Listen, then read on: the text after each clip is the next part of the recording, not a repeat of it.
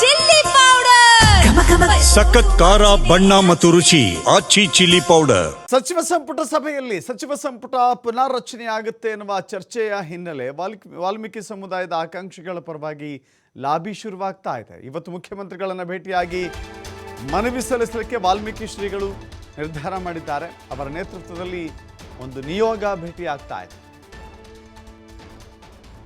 ಸತೀಶ್ ಜಾರಕಿಹೊಳಿ ಮತ್ತು ತಂಡದಿಂದ ಬೇಡಿಕೆ ಇಡುವಂಥ ಸಾಧ್ಯತೆ ಇದೆ. ನಾಗೇಂದ್ರ ಮತ್ತು ರಾಜಣ್ಣ ಅವರಿಂದ ತೆರವಾದ ಸ್ಥಾನಗಳಿದ್ದಾವಲ್ಲ, ಅದನ್ನು ವಾಲ್ಮೀಕಿ ಸಮುದಾಯಕ್ಕೆ ನೀಡಬೇಕು ಅಂತ ಹೇಳಿ ಮನವಿಯನ್ನು ಸಲ್ಲಿಸೋರಿದ್ದಾರೆ. ವಾಲ್ಮೀಕಿ ಜಯಂತಿ ದಿನವೇ ಮುಖ್ಯಮಂತ್ರಿಗಳ ಮೇಲೆ ಒತ್ತಡವನ್ನು ಹಾಕಲಿಕ್ಕೆ ನಿರ್ಧಾರವನ್ನು ಮಾಡ್ತಾ ಇದ್ದಾರೆ. ಒಂದು ಕಡೆ ನಾಗೇಂದ್ರ ವಾಲ್ಮೀಕಿ ನಿಗಮದ ಅಕ್ರಮದ ಹಗರಣದ ಆರೋಪದ ಮೇಲೆ ಜೈಲಿಗೆ ತೆರಳಿದ ನಂತರದಲ್ಲಿ ಅವರನ್ನು ಸಂಪುಟದಿಂದ ಕೈ ಬಿಡಬೇಕಾಯಿತು. ಅದು ಅನಿವಾರ್ಯವೂ ಕೂಡ ಆಗಿತ್ತು. ಯಾಕಂದರೆ ಈ ರಾಜ್ಯದ ಅಥವಾ ಈ ಸರ್ಕಾರದ ಮೊದಲ ಹಗರಣ ಅಂತ ಅದನ್ನು ಪರಿಗಣಿಸಲಾಗಿದೆ. ಜೊತೆಗೆ ಅದರಲ್ಲಿ ಬಹಳ ದೊಡ್ಡ ಮಟ್ಟದ ಅಕ್ರಮ ಎಸಗಲಾಗಿದೆ ಅಂತ ಹೇಳಿ ನಾಗೇಂದ್ರ ಮೇಲೆ ಆರೋಪಗಳಿದ್ವು.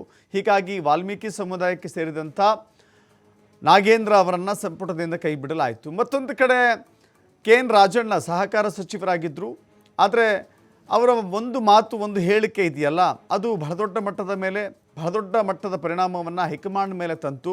ಹೀಗಾಗಿ ಹೈಕಮಾಂಡ್ ಸೂಚನೆಯ ಆಧಾರದ ಮೇಲೆ ಅವರನ್ನು ಸಂಪುಟದಿಂದ ವಜಾ ಮಾಡಲಾಯಿತು, ಸಂಪುಟದಿಂದ ಕಿತ್ತು ಹಾಕಲಾಯಿತು. ಈಗ ಆ ಎರಡೂ ಸ್ಥಾನಗಳು ಅದು ಕಾಕತಾಳೀಯವೋ ಅಥವಾ ಗೊತ್ತಿಲ್ಲ. ಯಾಕಂತ ಹೇಳಿದರೆ ಎರಡೂ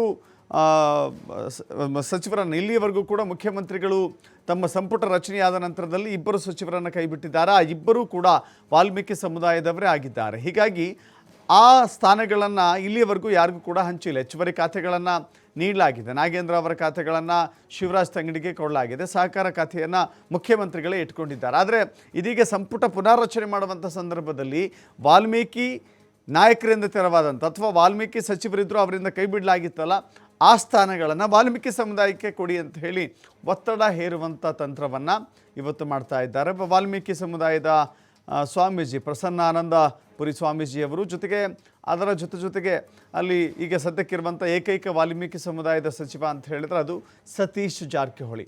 ಅವರಿಬ್ಬರ ಜೊತೆಗೆ ಕೆಲವಷ್ಟು ಸಮುದಾಯದ ಮುಖಂಡರು ಕೂಡ ಮುಖ್ಯಮಂತ್ರಿಗಳನ್ನು ಭೇಟಿಯಾಗಿ ಒತ್ತಡ ಹಾಕುವಂಥ ಸಾಧ್ಯತೆ ಇದೆ. ಈ ಒತ್ತಡಕ್ಕೆ ಮುಖ್ಯಮಂತ್ರಿಗಳು ಯಾವ ರೀತಿ ಅದನ್ನು ಸ್ವೀಕರಿಸ್ತಾರೆ ಅನ್ನೋದನ್ನು ನೋಡಬೇಕಾಗತ್ತೆ. ಜೊತೆಗೆ ಒಂದು ವೇಳೆ ಅದನ್ನು ಒಪ್ಪಿದ್ದೇ ಆದರೆ ಇಷ್ಟರಲ್ಲೇ ಶೀಘ್ರದಲ್ಲಿಯೇ ಸಂಪುಟ ಪುನರ್ರಚನೆ ಫಿಕ್ಸ್ ಅನ್ನೋದು ಗೊತ್ತಾಗುತ್ತೆ.